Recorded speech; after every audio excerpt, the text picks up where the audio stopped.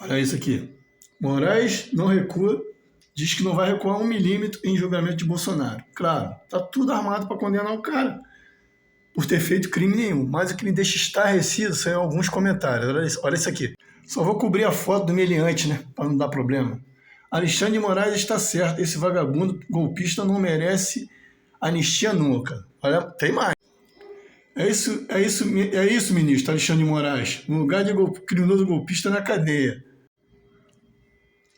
Eu entendo e apoio Alexandre de Moraes, que mesmo sob ataque e ameaça, ele segue firme em defender a democracia.